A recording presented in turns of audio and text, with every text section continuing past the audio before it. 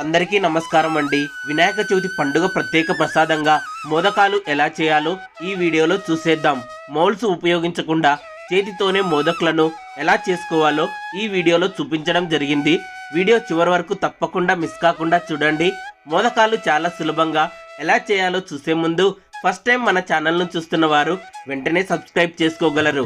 ఇంకా మేము చేసే వీడియోలు మీకు నోటిఫికేషన్గా రావాలంటే పక్కనున్న బెల్ ఐకాన్పై క్లిక్ చేయగలరండి. మోదకాలు చేయడానికి కావలసిన పదార్థాలు: బెల్లం, బియ్యం పిండి, కొబ్బరి తురుము, యాలకుల పొడి, నెయ్యి మరియు ఉప్పు. ముందుగా ఒక కప్పు బియ్యం పిండిని తీసుకొని ఇలా ప్లేట్లోకి జల్లించుకొని పక్కన పెట్టుకోవాలండి. తర్వాత స్టవ్ పై గిన్నె పెట్టి ఇందులో ఒక కప్పు తురిమిన బెల్లం వేసుకొని పావు కప్పు నీళ్లు పోసి స్టవ్ ఆన్ చేసి బెల్లాన్ని కరిగించుకొని పక్కన పెట్టుకోవాలండి. ఇప్పుడు స్టవ్ పై కడాయి పెట్టి ఇందులో ఒక స్పూన్ నెయ్యి వేసుకొని కరిగించుకోవాలండి. నెయ్యి కరిగిన తర్వాత ఒక కప్పు కొబ్బరి తురుము వేసుకొని వేయించుకోవాలండి. ఇది కాస్త కలర్ మారి మంచి సువాసన వస్తూ ఉంటుంది. అప్పుడు ఇందులోకి ముందుగా కరిగించుకున్న బెల్లం నీటిని వడగట్టుకొని బాగా కలుపుకొని ఉడికించుకోవాలండి. డైరెక్ట్గా బెల్లమైనా వేసుకోవచ్చండి. బెల్లంలో ఏవైనా నలకలు ఉంటాయని మేము ఇలా కరిగించి వడగట్టుకుంటున్నాం. ఇది ఉడుకుతున్నప్పుడు ఇందులోకి అర స్పూన్ యాలకుల పొడి వేసి బాగా కలుపుకోవాలి. ఇది కడాయి నుండి సపరేట్ అయి ఇలా దగ్గర పడుతున్నప్పుడు స్టవ్ ఆఫ్ చేసుకొని చల్లారనివ్వాలండి. తర్వాత స్టవ్ పై కడాయి పెట్టుకొని ఇందులో ఒక కప్పు నీళ్లు పోసుకొని ఇందులో చిటికెడు ఉప్పు వేసుకొని నీళ్లను మరిగించుకోవాలి. నీళ్లు మరుగుతున్నప్పుడు ఇందులోకి ఒక స్పూన్ నెయ్యి వేసుకొని కలుపుకోవాలి. నీళ్లు బాగా మరుగుతున్నప్పుడు ఇందులోకి జల్లించుకున్న ఒక కప్పు బియ్యం పిండిని వేసుకొని బాగా కలుపుకొని స్టవ్ ఆఫ్ చేసుకోవాలండి. తర్వాత దీనిని ఇలా ఒక ప్లేట్లోకి వేసుకొని ఇది కాస్త వేడిగా ఉన్నప్పుడే చేతికి నీళ్లు రాసుకొని బాగా మెత్తగా కలుపుకోవాలండి.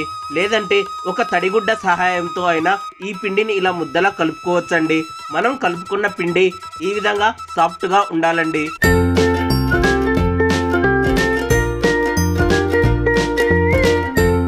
ఇప్పుడు పక్కన పెట్టుకున్న కొబ్బరి బెల్లం మిశ్రమం కాస్త గోరువెచ్చగా ఉన్నప్పుడు చేతికి నెయ్యి రాసుకొని ఇందులో నుండి కొంచెం తీసుకొని ఈ విధంగా చిన్న ఉండలుగా చేసుకొని పక్కన పెట్టుకోవాలండి.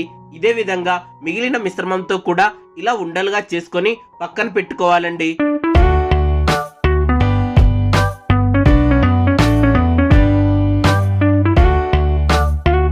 తర్వాత చేతికి నెయ్యి రాసుకొని ముందుగా కలిపి పెట్టుకున్న బియ్య పిండి నుండి కొద్దిగా పిండిని తీసుకొని ముందు ఉండలాగా చేసుకొని దానిని వీడియోలో చూపిస్తున్న విధంగా ఇలా గుంతలా చేసుకోవాలండి.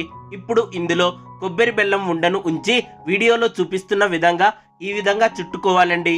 ఈ విధంగా చేస్తే మోదకాలపైన గీతలుగా వస్తాయండి. ఒకవేళ ఇలా చేయడం ఇబ్బందిగా అనిపిస్తే పిండితో ఈ విధంగా గుంతలా చేసుకొని బెల్లం కొబ్బరి ఉండను ఉంచి ఇలా అంతా దగ్గరగా చేసుకుంటూ చుట్టుకోవాలండి. ఇదే విధంగా మిగిలిన పిండితో అన్ని మోదకాలు చేసుకోవాలండి. ఇప్పుడు మోదకాలు చేసుకోవడానికి బయట మౌల్స్ లభిస్తున్నాయండి. ఇలా చేయడం ఇబ్బందిగా అనిపిస్తే మౌల్స్ ఉపయోగించి వాటితో మోదకులు చేసుకోవచ్చండి.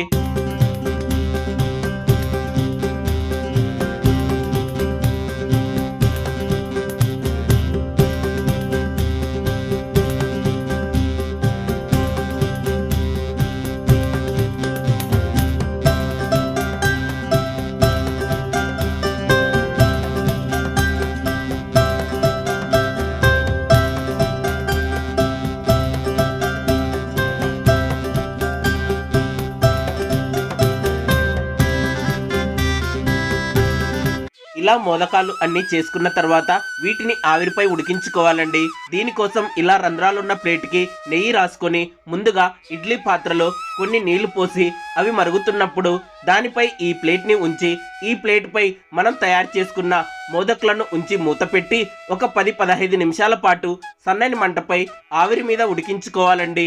కావాలంటే వీటిని ఇడ్లీ ప్లేట్లలో అయినా ఉడికించుకోవచ్చండి. 10 నిమిషాల తర్వాత మోదకాలు చక్కగా ఉడికిపోయాయండి. వినాయక చవితి స్పెషల్ మోదకాలు ప్రసాదం రెడీ అండి. ఈ వీడియో మీకు నచ్చితే లైక్ కామెంట్ చేయండి.